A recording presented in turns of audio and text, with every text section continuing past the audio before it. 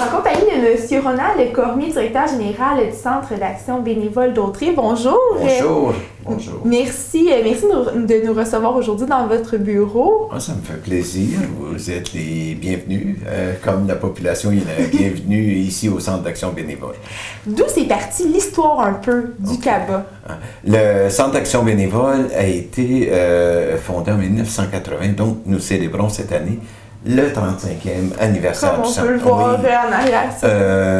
C'est un groupe, ça s'appelait le Regroupement des services communautaires de Berthier. Ça a porté le nom pendant 10 ans. Et après, c'est devenu Centre d'action bénévole d'Autrey. Le service, lorsqu'ils ont parti, ont commencé avec offrir une soupe aux personnes âgées, offrir des services de transport aux personnes à mobilité réduite, des personnes qui avaient des handicaps. C'était vraiment des services de base bénévoles pour le Grand Berthier à des gens âgés, des visites d'amitié. On voulait briser l'isolement et par après, il a commencé à se développer des services comme l'alphabétisation, le transport, c'est devenu un service beaucoup plus structuré. Et la popote roulante, par contre, elle a commencé en 1990, donc elle a 25 ans cette année. Ça a commencé avec, il l'appelait la bonne soupe. Donc, comme il faisait des soupes, des sandwichs qu'il envoyait chez les gens. Et ils ont commencé en même temps, les bénévoles, avec le personnel qui est ici, à organiser aussi des activités qu'on appelait Centre communautaire des aînés, avec un dîner de groupe et des activités de loisirs qui ressemblaient plus souvent au bingo, au cartes. OK. Et après, les activités physiques se sont ajoutées. Ça s'est développé. Là, cette année, on peut dire qu'on est rendu après 35 ans avec un organisme qui a une certaine maturité, qui est très impliqué dans la communauté. Nous desservons actuellement 9 municipalités, soit de la Valtrie jusqu'à Saint-Barthélemy, Sainte-Élisabeth-les-Îles, donc le centre et le sud de la MRC d'Autrey. Nous avons 3350 usagers que nous comptions au 31 mars, à la fin de notre année fiscale. Nous avons réalisé durant la dernière année 41 305 services personnes. Wow. Nous comptons 130 bénévoles, 13 employés. Donc, c'est vraiment une entreprise communautaire de chez nous. Puis c'est ce que nous faisons comme... Vous en avez un petit peu parlé, mais la mission du Centre d'action bénévole? La mission du Centre d'action bénévole, d'abord, elle commence en considérant que sa ressource première, ce sont les bénévoles. Donc, le premier axe de la mission, c'est le développement de l'action bénévole qui comprend le recrutement, l'encadrement des bénévoles, leur support, la formation, la structuration de leur activité. Donc, pour donner différents services. Ici, au Centre d'action bénévole d'Autrey, on est davantage axé sur des services en soutien à domicile complémentaires aux services du CLSC ou du réseau public de la santé. Donc, c'est des services qui ne sont pas offerts ailleurs. Lorsqu'on parle d'accompagnement de transport médical, les gens qui ont besoin d'aller à l'hôpital visiter le médecin, aller en physiothérapie, des examens de toutes sortes, donc ils peuvent bénéficier d'un service d'accompagnement de transport. Mais la personne qui les accompagne et attend que la personne ait fini son service pour revenir, sauf des cas d'exception, lorsque c'est des opérations d'un jour, la personne bénévole ne passera pas 12 heures à l'hôpital lorsqu'elle sait qu'elle peut revenir en fin de journée. D'autres services comme le service de popote roulante. Oui. Ici, on est particulièrement fiers de notre popote roulante parce que nous avons une popote roulante santé. Et c'est avec 3 jours de livraison par semaine de repas chauds fabriqués ici au Centre d'action bénévole. Des repas santé, sans sel, sans gras ajouté. Les diabétiques peuvent bénéficier d'un menu qui avec moins de 45 grammes de glucides dans un repas. Donc, ces services-là sont très appréciés. Notre clientèle est davantage composée de gens âgés ou à la maison ou des gens en perte d'autonomie. Mais la popote peut être offerte à n'importe qui, une famille où ils disent on n'est plus capable de faire à manger. Ça nous est arrivé aussi d'une jeune maman qui vient d'avoir un bébé, puis ils ont besoin d'aide, donc ils disent bon, est-ce qu'on pourrait avoir un dépannage de popote pour un bout de temps? On va le faire, ça va nous faire plaisir. L'an passé, la popote roulante a réalisé 14 443 repas. Wow, c'est énorme! Et nous avons 3 jours semaine de livraison, donc... Il y a combien de bénévoles qui travaillent pour la popote roulante? Une vingtaine de bénévoles en popote roulante, okay. Parce qu'on a des gens qui viennent donner un coup de main le matin pour préparer l'expédition de la popote, oui. Parce que les repas sont faits par notre cuisinière, la responsable de cuisine. On a 2 cuisinières et un aide cuisinier. Les repas sont préparés, mais toute la pour préparer l'expédition, c'est avec des bénévoles. Il y a des bénévoles qui viennent aussi préparer des légumes. Il y a beaucoup de choses à faire en termes de préparation, mais on a aussi des bénévoles qui sont des livreurs de popote. Okay. Exemple, on a un circuit qui fait la Norelle-la-Valtrie, un circuit qui fait le nord de Berthier, Sainte-Élisabeth, un autre circuit qui fait Saint-Hubert-Saint-Barthélemy, et on a un circuit Berthier et les îles. OK. Donc, c'est des circuits qu'on a pour la livraison de popote. Et la mission, on parlait de la mission présentement du CABA. Est-ce que ça a évolué avec le temps? Vous dites, il y a 35 ans, est-ce que c'était la même chose, l'idée de ce que peut être le CABA? L'idée de départ est toujours là, oui, sauf que peut-être de façon plus, on pourrait parler que c'est beaucoup plus structuré, compte tenu de la quantité de services qu'on a à offrir.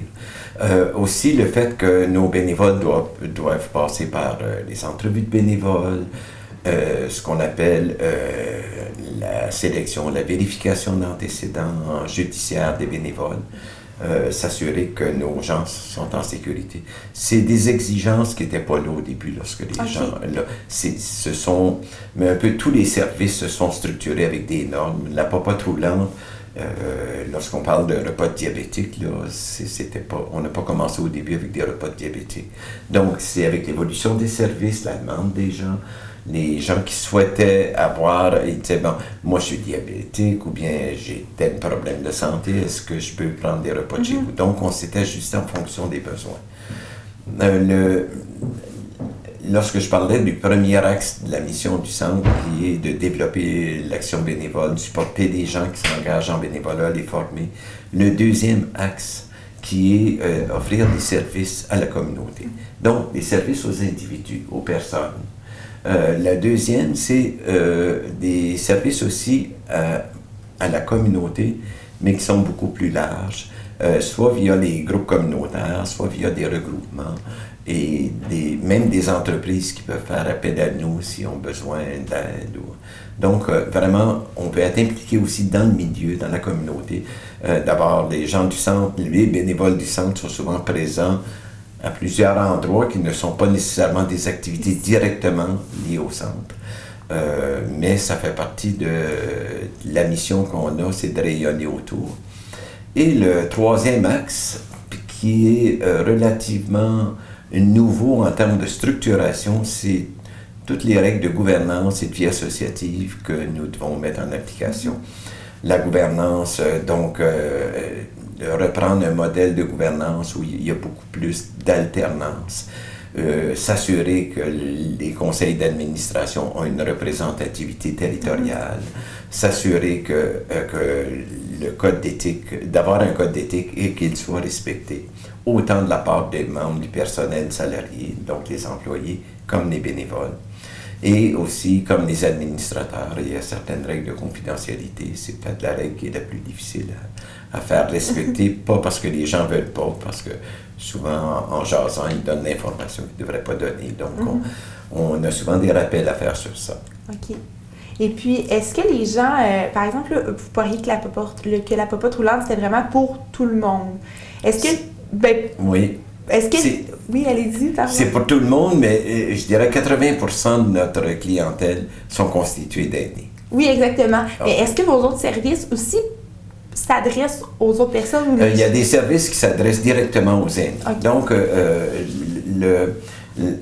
le service de transport accompagnement, parce qu'en accompagnement transport, exemple, on fait des transports médicaux pour l'hôpital Sainte-Justine avec des jeunes enfants. Ah. On n'en a pas beaucoup, mais on en fait. C'est possible. C'est possible. Ça peut s'adresser à toute la population. La popote, c'est la même chose, même si on constate que la clientèle est davantage des aînés.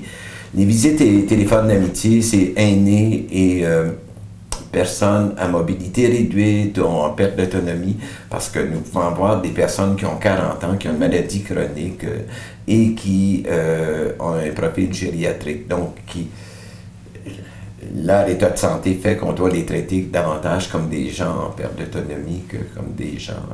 donc, ces gens-là ont le droit au service social.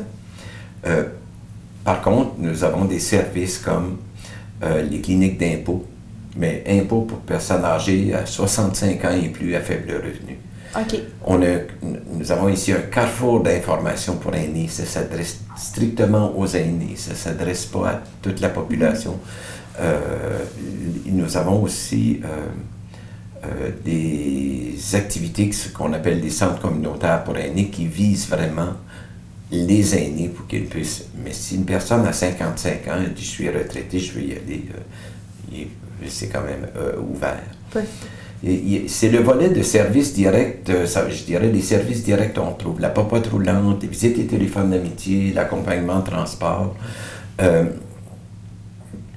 les cliniques d'impôt, c'est des services directement aux personnes. Le carrefour d'information, il y a 2 volets.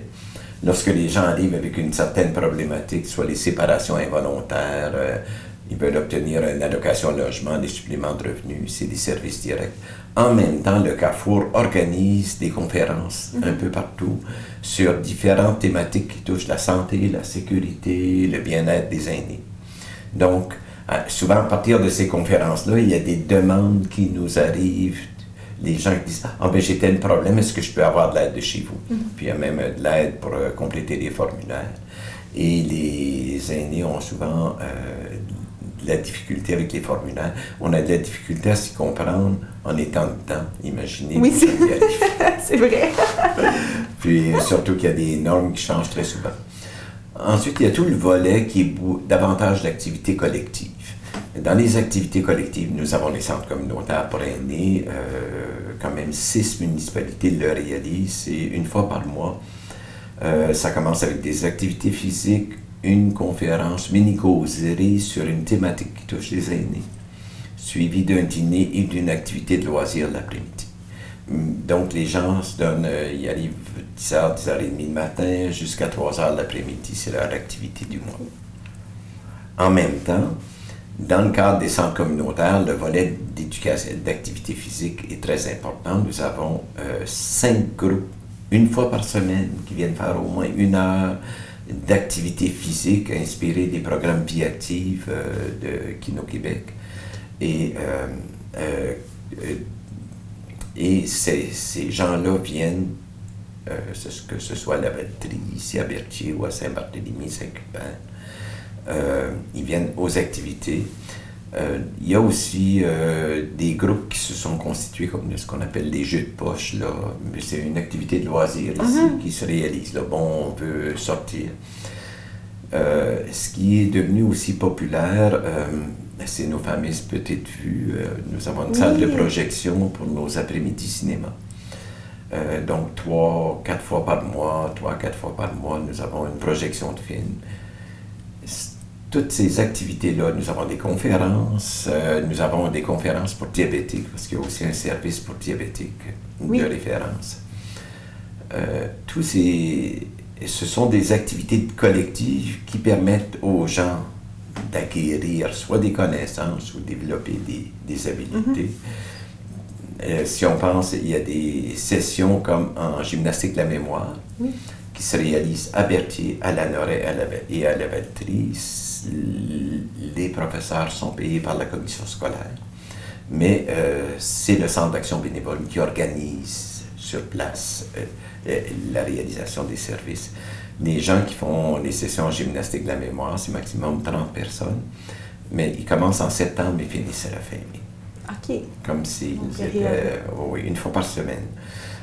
Nous avons aussi des sessions en prévention de chute. C'est des sessions qui sont vraiment structurées dans le temps. C'est 12 semaines, 2 rencontres par semaine, où il y a différentes activités et exercices pour que les gens arrivent à prévenir des chutes. Il y a aussi beaucoup d'informations sur l'organisation de leur résidence pour que ce soit le plus sécuritaire possible afin d'éviter des chutes, surtout après 60 ans, on est plus à risque. Oui. Ensuite, avec tout ça, mais il y a aussi des activités de formation qui se donnent pour les bénévoles, des activités de reconnaissance des bénévoles. Mais le volet collectif, c'est peut-être le volet qui s'est le plus développé dans les dernières années. Ce qu'on s'aperçoit, c'est que les gens sortent plus. Ce que nous avions comme objectif, oui, organiser des activités de prévention, mais aussi de socialisation des aînés. Les aînés restent trop souvent chez eux, ils ne sortent pas assez.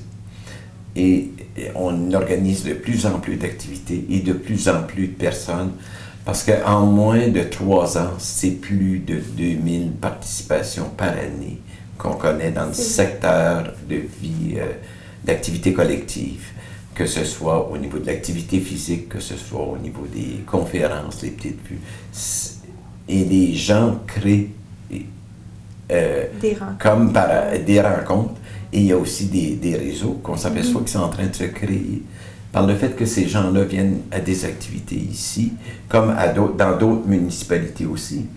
Parce que les municipalités comme, que ce soit à Saint-Cuthbert, Saint-Barthélemy, Lanoret, Sainte-Élisabeth, La Valtrie, ils nous offrent des locaux. Donc, nous allons réaliser des activités là-bas aussi. Tout ne se fait pas ici, là. Vous êtes partout. On essaye. C'est notre mission. Et qu'est-ce que les gens qui prennent part aux activités que vous organisez, quels sont les commentaires qui reviennent le plus souvent de ces gens-là? Le commentaire le plus fréquent, c'est « ça nous a fait du bien ». Ah, puis j'ai appris des choses. L'autre, c'est « ah, je me sens mieux depuis que je viens ». Ça, ce commentaire-là revient, surtout avec des gens qui ne sortaient pas beaucoup. Puis qui ont dit « ah, depuis que j'ai commencé à venir, là, ça me manque lorsque je viens pas ». Donc, ce qu'on s'aperçoit, c'est... Moi, j'avais comme commentaire souvent, je disais, c'est pas parce qu'on est aîné qu'on est plus capable de faire des choses. Et lorsque on entend nos élus, un peu partout, lorsqu'ils parlent des services aux aînés, on va parler de services lorsqu'ils sont malades. Est-ce qu'on peut prévenir à ce moment-là? C'est vrai. Et l'éloigner le plus possible. Est-ce qu'ils peuvent ils ont le droit de vivre, pour moi, les aînés ne sont pas là pour exister en attendant de mourir, mais ils ont quelque chose à vivre ensemble. Et c'est vraiment ce que nous voulons amener comme culture dans le milieu. Et je regarde aussi, ce qui est intéressant aussi de souligner, c'est que les aînés sont une très bonne contribution au milieu. 80% de nos bénévoles sont des gens retraités. Qui prennent part à la vie. Oui. Et qui, même à 68, 70, 72, 76 ans, je pense à des personnes très, très alertes et très actifs. On a des bénévoles qui viennent faire 20 heures semaine de bénévolat. On en a qui en font 2 heures, puis c'est correct, parce que le bénévolat, c'est un geste libre et gratuit. Mais on a des bénévoles qui viennent faire du bénévolat, puis qui disent « moi, là, ça me garde vivant, je vois qu'il y a des gens bien pires que moi ». Donc, c'est prouvé, même médicalement, biologiquement, que les gens qui donnent se retrouvent avec une meilleure condition de santé. Il y a un rapport d'une recherche américaine qui disait que la qualité de vie des personnes qui font du bénévolat augmente de 44%. Parce que c'est des gens qui relativisent beaucoup de choses. Ils sont moins centrés sur leurs problèmes. Ils voient qu'il y a d'autres choses autour, d'autres situations. Puis souvent, le réflexe, c'est de dire « ah ben, je suis chanceux ». Moi, je dis « on est privilégié, peut-être pas chanceux, mais privilégié d'être en santé ». Mais les gens, ils sont capables de l'apprécier et le fait d'aider aussi, c'est stimulant d'avoir l'impression qu'on sert à quelqu'un. puis où on sert à des causes aussi. Puis c'est important. Et les gens qui voudraient justement prendre part à ça puis devenir bénévoles au Centre d'action bénévole, comment peuvent-ils se rendre? Ils n'ont qu'à nous appeler. Oui. Pour venir nous rencontrer. On a un guide de bénévoles qui décrit toutes les tâches, tous les services et toutes les tâches de bénévoles. Et là, ils peuvent choisir. Si une personne arrive et dit « je veux faire du bénévolat », ah ben non, c'est pas vraiment ça, j'aimerais travailler avec des adolescents. Et ce qu'on va faire ici, c'est qu'on va les référer à la maison des jeunes, exemple. Okay. Si, disons, on aimerait travailler avec des jeunes familles, puis c'est correct, on dit on va les référer. Donc, on va assurer aussi un service de référence à des groupes extérieurs lorsque les gens expriment leur goût d'engagement. Parce que, au fond, s'ils veulent faire du bénévolat, j'espère qu'ils vont le faire dans un milieu qui les attire et dans lequel ils seront bien, puis ils vont se réaliser. Puis, il y a beaucoup de secteurs qui ont besoin de personnes bénévoles, ou quelqu'un qui arrive et dit « Ah, ben moi, je voulais faire du sport avec les jeunes. » On va vous référer au loisir. Là. Mais, et de plus en plus, on le structure de plus en plus, ce volet de référence aux organismes. Et en terminant, qu'est-ce qu'on peut souhaiter au Centre d'action bénévole d'Autry pour un autre 35 ans d'engagement dans la... Je dirais qu'il continue à être un incontournable dans la communauté en s'ajustant aux besoins du milieu. Parce qu'on part avec... il y a certains projets qui ont été mis en place et qu'on s'est aperçu qu'ils ne fonctionnent pas. Donc, on les a un peu mis de côté. Par contre, là, on dit, oui, avec tel service, on répond à des besoins. Là. Et lorsqu'on regarde les interventions au niveau des impôts, pour les aînés, c'est vrai que nous desservons 9 municipalités, mais c'est plus de 1000 interventions qui ont été faites au niveau des impôts pour les aînés. Mais les aînés à faible revenu n'ont souvent pas les ressources financières et souvent ils découvrent qu'ils peuvent faire des demandes pour des crédits d'impôt sur certains aspects, des informations qu'ils n'avaient pas. Donc, c'est souvent plus que juste faire un rapport d'impôt, mais c'est de les informer aussi sur ce auquel ils ont droit, puis ce qu'ils peuvent bénéficier. Ce qui nous amène à des fois plus de travail au niveau de formulaires à compléter, mais on est là pour ça. Merci beaucoup, M. Cormier, ça m'a fait plaisir. de votre généreux accueil. Puis, je voudrais souligner aussi, le Centre d'action bénévole est très supporté dans le milieu. Nous avons un partenaire principal qui est la Caisse des Jardins d'Autry, qui, grâce au montant qu'il nous donne à chaque année, on est capable de publiciser et de faire de la promotion de nos activités. Les gens connaissent davantage que nous faisons. Nous avons des présidents d'honneur qui font un excellent travail au niveau des levées de fonds, mais aussi à supporter le centre. Il s'agit de Mme Hélène Paquette, qui est pharmacienne propriétaire du Jean Coutu de la Valtrie, et Germain Chartier, pharmacien propriétaire du Jean Coutu de Berthierville. C'est des gens très dévoués et plus que ces gens-là, c'est que leurs entreprises aussi sont très dévouées. Nous avons plusieurs partenaires ici du milieu des affaires qui nous supportent et on veut leur dire merci à eux autres aussi. Pour toute information, si vous désirez savoir les horaires ou on va mettre le numéro, le site internet du Centre d'action bénévole d'Autry sous l'écran. Et en passant, au téléphone, vous appelez que vous voulez faire du bénévolat, que vous ayez besoin de services, vous appelez. Tout de suite, on vous enligne vers la ressource pour vous aider. Concernant le site internet, pour vous dire que notre site il est mis à jour à chaque mois. Vous avez les calendriers des activités qui vont se réaliser dans le prochain mois. Et dans la période estivale, ce qui se passe, c'est qu'on continue les activités physiques, mais les centres communautaires avec Rotini, c'est tranquille, cette partie-là. Mais une fois par semaine, il y a des sorties estivales. Donc, ça peut être dans la région. Comme cette année, il y en a deux. Une qui va se faire à Trois-Rivières, une visite historique à Trois-Rivières, et une autre qui va se faire au Jardin botanique et au Biodôme. Mais c'est quelques activités comme ça que nous organisons pour garder les gens en alerte, puis leur permettre de sortir et de vivre des choses, souvent à des prix très abordables aussi, c'est ce qui aussi est apprécié. Oui. L'invitation est lancée. Oui. Alors, merci beaucoup encore, M. Cormier. Bien, merci bien. Ça a été agréable. Bonne journée. Bonjour.